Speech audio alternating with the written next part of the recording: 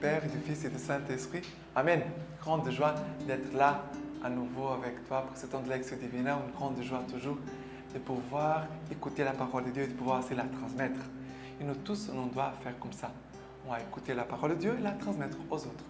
Soyons tous missionnaires. Aujourd'hui, nous sommes le 30 juin, le dernier jour du mois, et c'est mercredi aujourd'hui. Chaque mercredi, on doit aussi prier toujours à Saint Joseph, le Père protecteur adoptif de Jésus-Christ, mais aussi le Père aussi protecteur de toute notre Église. Et nous pouvons lui confier tous nos besoins spirituels et matériels à l'intercession de Saint Joseph. Alors, la première lecture d'aujourd'hui, c'est le livre de la Genèse, chapitre 21, versets 5, 8 à 20. Abraham avait 100 ans lorsque lui naquit son fils Isaac. L'enfant grandit et fut sévré, et Abraham fit un grand festin ce jour où l'on sévra Isaac. Or Sarah aperçut le fils né à Abraham de l'Égyptienne Agar qui jouait, et elle dit à Abraham, « Chasse cette servante et son fils. Il ne faut pas que le fils de cette servante hérite avec mon fils Isaac. » Cette parole déplut beaucoup à Abraham à propos de son fils. Mais Dieu lui dit, « Ne te chagrine pas à cause du petit et de ta servante. Tout ce que Sarah te demande, accorde-le, car c'est par Isaac qu'une descendance perpétuera ton nom. Mais du fils de la servante, je ferai une nation, car il est de ta race. » Abraham se leva tôt et prit du pain et une outre d'eau qu'il donna à Agar, et il mit l'enfant sur son épaule, puis il la renvoya. Elle s'en fut errer au désert de Bersabée. Quand l'eau de l'outre fut épuisée, elle jeta l'enfant sous un buisson, et elle alla s'asseoir vis-à-vis, loin, comme une portée d'arc. Elle se disait en effet, « Je ne veux pas voir mourir l'enfant. » Elle s'assit vis-à-vis, et elle se mit à crier et à pleurer. Dieu entendit les cris du petit, et l'ange de Dieu appela du ciel Agar et lui dit, « Qu'as-tu, Agar? Ne crains pas, car Dieu a entendu les cris du petit. Là où il était, debout, soulève le petit et tiens-le ferme, car j'en ferai une grande nation. » Dieu dessilla les yeux d'Agar et elle aperçut un puits. Elle alla remplir l'outre et fit boire le petit.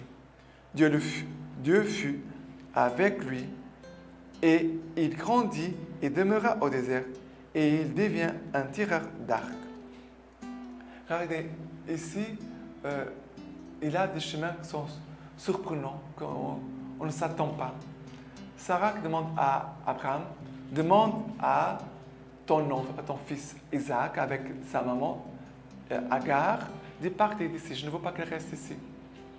Et Dieu va dire à Abraham, Dieu va lui parler, ne te chagrine pas à cause du petit de ta servante. Tout ce que Sarah te demande, accorde-le. Car c'est d'Isaac qu'une descendance perpétuera ton nom. Je ferai aussi d'Isaac une grande nation. Et après, Abraham a fait partir Agar et Isaac. Et on voit que la confiance d'Abraham et son obéissance, on voit en Abraham un embryon de foi, d'une grande humilité pour obéir à son épouse même, à ce que son épouse lui demandait. Mais il a compris que c'est que la demande de son épouse, c'était aussi en accord avec la volonté de Dieu. C'est pour ça que c'est important dans notre vie de s'écouter les uns les autres. Dieu peut me parler par mes frères et sœurs, mais on doit faire attention. Regardez, Abraham a écouté son épouse Sarah, Dieu a parlé avec Abraham. Ça veut dire Abraham a pris le temps aussi d'écouter Dieu. Il a compris, voilà, c'est là le discernement, que c'était vraiment la même chose. Et Abraham obéit. Et on voit que Dieu va venir après Agar et l'enfant, qui croyaient qu'ils allaient mourir. Et Dieu envoie un ange. Dieu parle à Agar. Dieu vient au secours, à leur secours, et ils vont pouvoir boire et vivre. Ils vont continuer leur chemin, leur mission. Et Isaac va devenir un tireur d'arc. Voilà. Dieu nous accompagne. Dieu accompagne notre vie. Tout ce que nous sommes, Dieu nous accompagne. Et Dieu nous parle. Et on doit écouter Dieu. Être attentif à la voix de Dieu. Dieu parle dans notre prière, parle dans la parole de Dieu, mais aussi Dieu nous parle aussi par les frères. Mais on ne peut pas séparer. D'accord? Très important. Maintenant, le psaume d'aujourd'hui, c'est le psaume 34. Le psaume 34, versets 7, 8, 10 à 13. Un pauvre a crié, le Seigneur écoute, et de toutes ses angoisses, il les sauve. Il campe l'ange du Seigneur autour de ceux qui le craignent et il les dégage.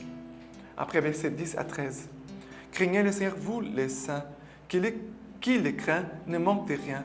Les jeunes fauves sont dénués, affamés, qui cherchent le Seigneur ne manque d'aucun bien.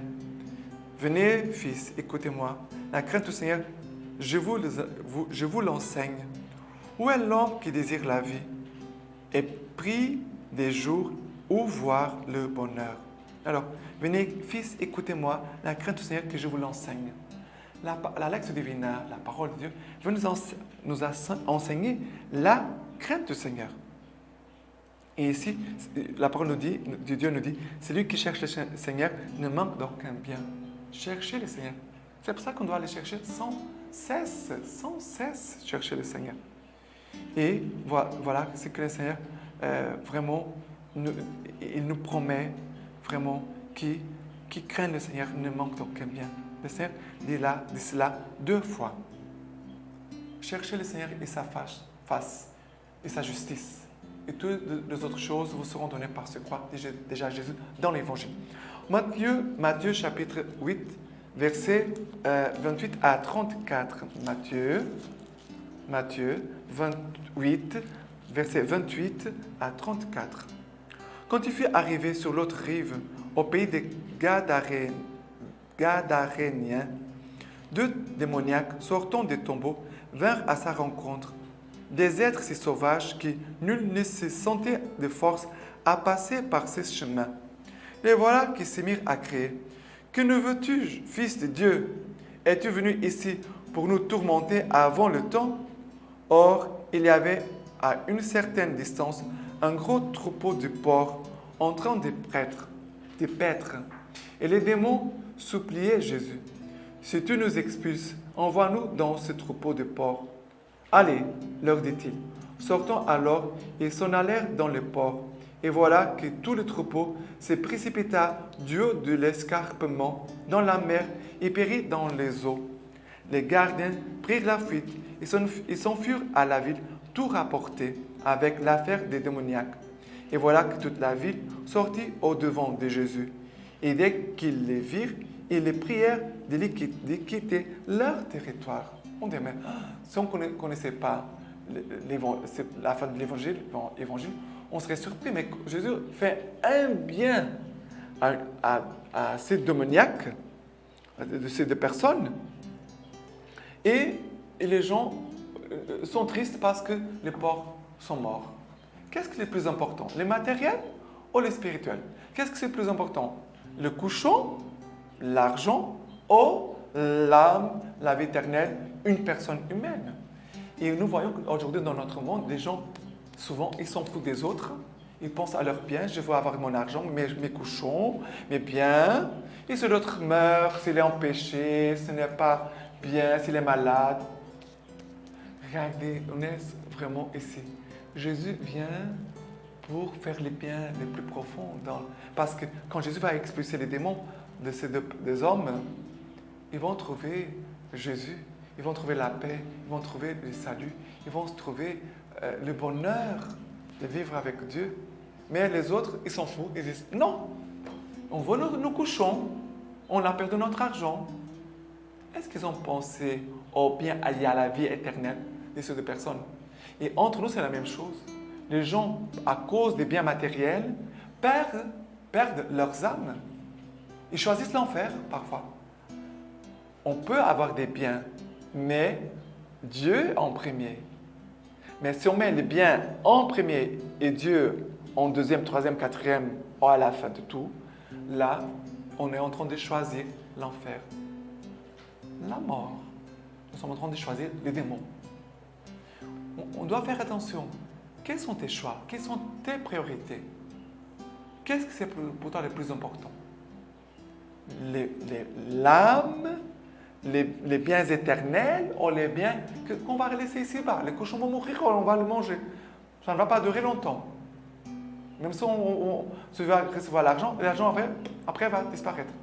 Mais ce qui est éternel, c'est cela le plus important. Nous célébrons aujourd'hui les premiers martyrs de Rome. Aujourd'hui, nous célébrons les saints martyrs de Rome. Ça veut dire les premiers chrétiens. Et si tu as aujourd'hui la foi, si nous avons la foi, c'est grâce à eux. S'ils étaient attachés à leur vie, ils n'auraient pas livré leur vie. Mais comme ils étaient attachés au Christ, le bien plus important, c'était le Christ et la vie éternelle. C'est pour ça qu'ils ont accepté de verser leur sang à cause de Jésus. Alors, les lectures patristiques, c'est lettre du pape Saint Clément aux Corinthiens.